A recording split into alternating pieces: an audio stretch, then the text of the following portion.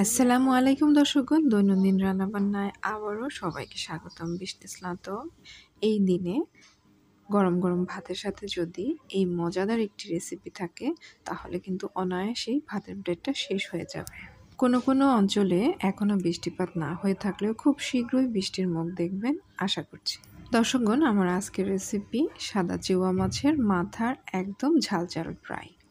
এরকম যে সাদা চেওয়াটা আছে, ২ রকম চেওয়া পাওয়া যায় আমাদের চাঁদপুরের নদীতে, লাল চেওয়া, সাদা চেওয়া।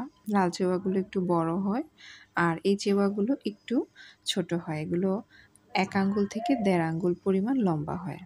এরকম আধা কেজি মাছের মাথাগুলো, যেগুলো প্রায় ১.৫ ইঞ্চি থেকে ১ ইঞ্চির মতো লম্বা হবে, ভালোভাবে কেটে ধুয়ে পরিষ্কার করে পানিটা ছাড়িয়ে ১ চা চামচ হলুদের গুঁড়ো আর ১.৫ চা চামচ লবণ দিয়ে ভালোভাবে মাখিয়ে নিয়েছি।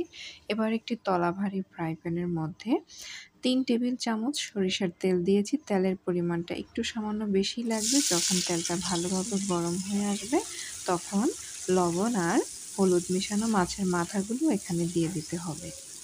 এখন হাই হিটে মাথাগুলোকে ৩-৪ মিনিট এভাবে ভেজে নিতে হবে। তবে অবশ্যই চুলার হিটটা হাই রাখতে হবে আর কিছুক্ষণ পর ১ মিনিট পর এগুলোকে নেড়ে দিতে হবে। প্রথম অবস্থায় ১ মিনিট পর নেড়ে দিলেও যখন এগুলো মোটামুটি অর্ধেকটা পরিমাণ ভাজা হয়ে আসবে তখন এগুলোকে প্রায় ২০ থেকে ৩০ সেকেন্ড পর একটু নেড়ে চেড়ে দিতে হবে, যাতে করে সম্পূর্ণভাবে একপাশে পুড়ে না যায়।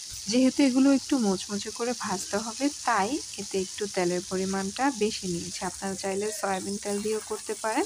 এভাবে ৪-৫ মিনিট ধরে যখন এগুলোকে আস্তে এভাবে ভেজে নেব হাই হিটে, তখন এই মাছের মাথাগুলো অনেকটাই খাওয়ার উপযোগী হয়ে যাবে। তবে এভাবেও খেতে পারেন। তবে আমার আজকের রেসিপি কিন্তু এভাবে না, তার জন্য পুরো রেসিপি ধরে থাকুন। তবে এই মাছটা কিন্তু সব অঞ্চলে পাওয়া যায় না। যেসব অঞ্চলে নদীর কিনার আছে, নদীর কিনারে আপনারা থাকেন, সেসব অঞ্চলেই পাওয়া যায়, অথবা সেখান থেকে যেয়ে সংরক্ষণ করতে পারেন। এভাবে মাছগুলোকে যখন মোটামুটি একটা লালচে কালার করে ফ্রাই করে নেওয়া হবে তখন এগুলোকে উঠিয়ে নিতে হবে একটা ছাঁকনির সাহায্যে।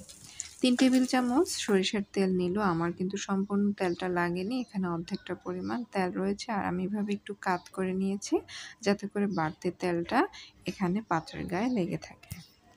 এই আধা কেজি সাদা চেওয়া মাছের মাথার জন্য আমি এখানে একটি বড় সাইজের আলুটাকে জাস্ট এই মাথার মতো করে মোটা করে কেটে নিয়েছি পাশে এবং দিকে।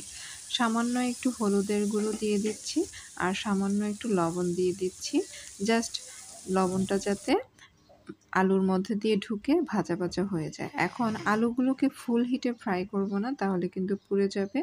মিডিয়াম হিটে আমি আলুগুলোকে একটু সময় নিয়ে ৩ থেকে ৪ মিনিট এভাবে নেড়েচেড়ে অনেকটাই খাওয়ার উপযোগী করে নেব। দেখুন এইটুকু তেলে এভাবে ৩-৪ মিনিট যখন অল্প করে ভেজে নিয়েছি, আলুগুলো অনেকটাই খাওয়ার উপযোগী হয়ে গিয়েছে। এখন এগুলোকে ছাঁকনির সাহায্যে আমি উঠিয়ে নিচ্ছি।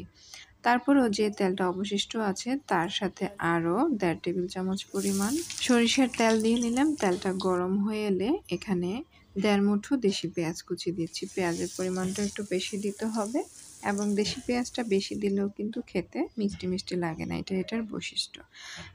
যদি না থাকে তাহলে ইন্ডিয়ান পেস্টটাও দিতে পারেন, তবে সেক্ষেত্রে একটু কমিয়ে দিতে পারেন।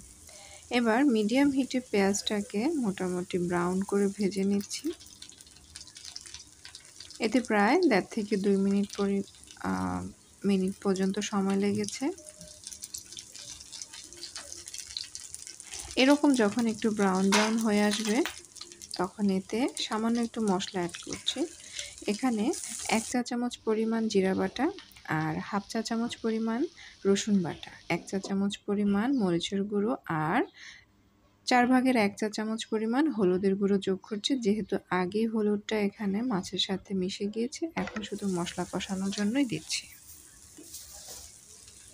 এই রান্নায় কিন্তু একদমই পানি ব্যবহার করব না, তাই এই মশলাটাকে মিডিয়াম লো হিটে ভালোভাবে কষিয়ে নেব ২-৩ মিনিট। এভাবে যখন কষানো হয়ে যাবে তখন এতে করে বড় ২টি টমেটো দিয়ে দিচ্ছি আর টমেটো আর মশলার স্বাদ অনুযায়ী ১ থেকে ১.৫ চিমটি লবণ দিয়ে দিচ্ছি। এখন একদম লো হিটে ঢেকে দিচ্ছি ১.৫ থেকে ২ মিনিটের জন্য। ১.৫ থেকে ২ মিনিট পর টমেটো যেহেতু পরিমাণে বেশি ছিল এবং একটু রসালো ছিল, টমেটো থেকে পানিটা বের হবে এবং যখন এরকম টমেটোটা একটু হাফ সিদ্ধ হয়ে আসবে, সামান্য একটু পানি অবশিষ্ট থাকবে এখনও ঝোলের মাধ্যমে, তখন এখানে ভেজে রাখা আলু আর মাছের মাথাগুলো দিয়ে দিচ্ছি।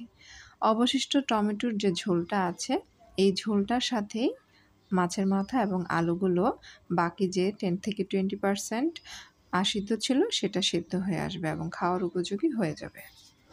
স্বাদ এবং ফ্লেভারের জন্য 3-4টি কাঁচামরিচ দিয়ে দিচ্ছি, চাইলে ফালি করে দিয়ে দিতে পারেন।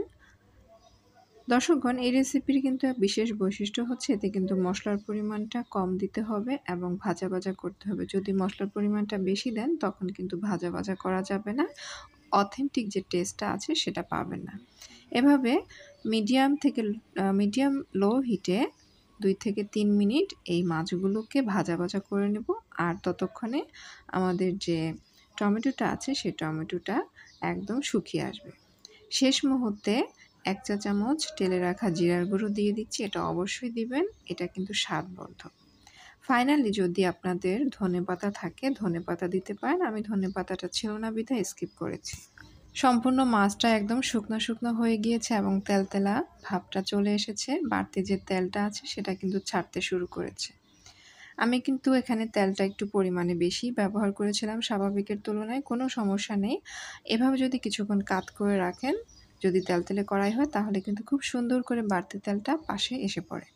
আমি সময় স্বল্পতার কারণে তাড়াতাড়ি সার্ভ করে নিয়েছি। আপনারা যদি সময় থাকে 10 থেকে 15 মিনিট এভাবে রেখে দিবেন, তাহলে কিন্তু বাড়তি তেলটা একদম পড়ে যাবে।